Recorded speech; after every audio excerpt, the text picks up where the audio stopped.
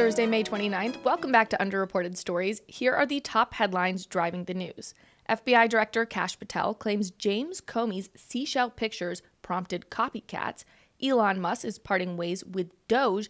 And the federal courts blocked Trump's tariffs. Do you know how many copycats we've had to investigate as a result of that beachside venture from the former director? Is that right? Do you know how many agents I've had to take offline from chasing down child sex predators, fentanyl traffickers, terrorists, because everywhere across this country, people are popping up on social media and think that a threat to the life of the President of the United States is a joke? That was the voice of FBI Director Kash Patel telling Fox News' Bret Baier that the FBI was forced to redirect resources to investigate threats against Donald Trump. Patel blamed former FBI Director James Comey, who posted a controversial Instagram post on May 15th of seashells arranged in the numbers 8647. 86 is a common term used among kitchen staff and intelligence agencies, meaning to get rid of, and 47 stands for Donald Trump as the 47th president. Comey blamed his wife for encouraging him to post the seashell photos. Elon Musk announced that his time working with the Department of Government Efficiency, or DOGE, has come to an end. In a post on X, Musk said, "As my scheduled time as a special government employee comes to an end, I would like to thank President Trump for the opportunity to reduce wasteful spending. The DOGE mission will only strengthen over time as it becomes a way of life throughout the government.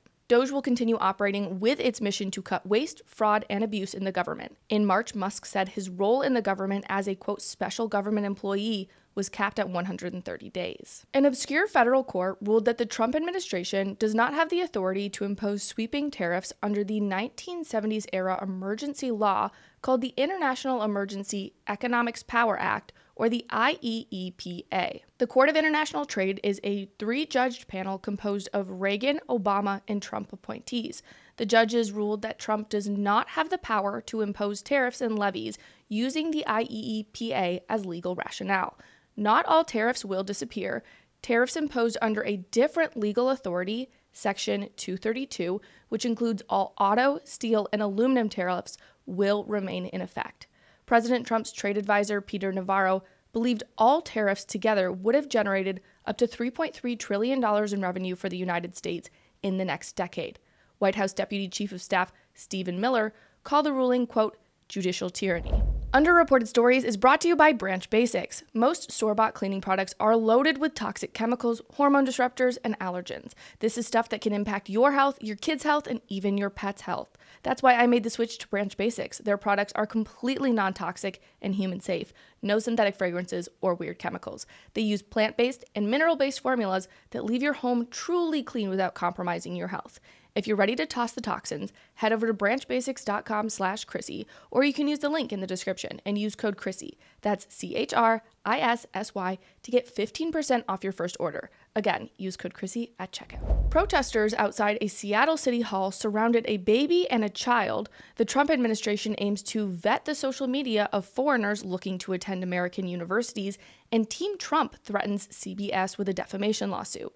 Plus, a freed Israeli hostage exploded the anti-Trump narrative on CNN, and Jake Tapper admits that Democrat-aligned media are woke scolds. These are the 5 underreported stories that you need to know. Seattle leftists assaulted Christians outside the Seattle City Hall, where a Christian event was taking place. According to video footage posted by reporter Cam Higbee, a slew of protesters can be seen accosting Christians attempting to enter the building. The mob got violent with police and can be seen screaming at a young mom with a toddler and baby on her hip. One notable character at the protest was Pastor Erica Williams, a self-proclaimed lover of black women who was seen in video footage assaulting Christians. As the Christian event concluded, leftist protesters could be seen dancing outside shirtless. We'll spare you the visual. The Trump administration halted student visa interviews and is considering vetting the social media of foreigners who want to attend American universities. Mainstream media outlets reported that the Trump administration is vetting students' social media. However, the Secretary of State, at the direction of President Trump, is vetting social media for people who seek to be educated in America from countries that oppose Western values.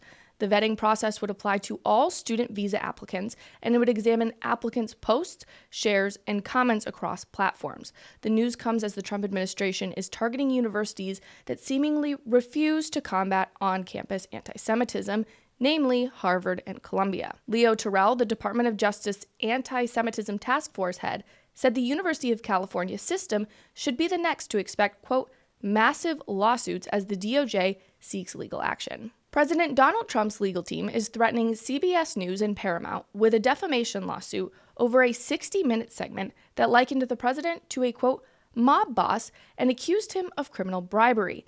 In a segment aired May 4th, CBS quoted lawyers who accused Trump of, quote, seeking to exact protection money or engage in other nefarious conduct. Should Trump pursue the suit, it would mark an escalation in the fight against CBS.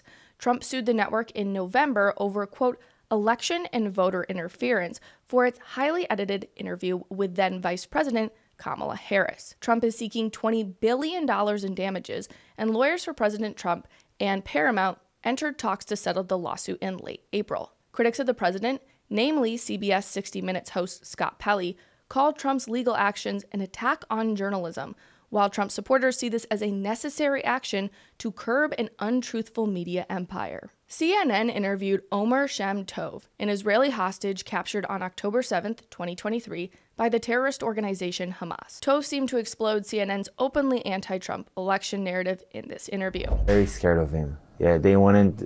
Who? The terrorists. We're afraid of Trump. Yeah, they wanted Kamala to be chosen, to be elected. You talked politics with them? Yeah. They wanted Kamala to be elected. When Trump became president, yeah, the way they treated us changed. For me, personally, this is what I think felt. because they anticipated that a deal would come soon. Yeah. Yes, that is an Israeli hostage claiming that terrorists prefer weak Democrats. And finally, CNN host Jake Tapper, who promoted false Democratic talking points about Biden's mental acuity, is on a press tour for his book about the, quote, cover-up of Biden's mental acuity. Tapper claimed that a liberal podcaster, since identified as How Long Gone podcast host Jason Stewart, called Tapper's son racist for wanting to be a police officer. I went on a left-leaning podcast that shall remain nameless, and we were talking about my kids, because I think they were both people without kids. And they asked me about my son, and I said he was, he's a football player, and he wants to be a policeman. And their joke was about my 15-year-old son, oh, how does he feel about minorities? Like the idea that he wants to be a policeman, therefore he's racist. And I thought to myself, this is why you fuckers are losing elections. Son, who has no political views. He's 15. He thinks about World War II and gaming and playing linebacker. As the infamous Shane Gillis once said, if you are interested in World War II, you are not apolitical. You have early onset Republican. So congrats to Jake on raising a right-wing son. If you're a regular listener, you know that today's show was different. I got a lot of feedback that people wanted a more concise and shorter show focused on the facts. So we'll be trying this new format out for the next week. It'll be 4 days a week, so you'll get a new episode Monday, Tuesday, Wednesday, and Thursday.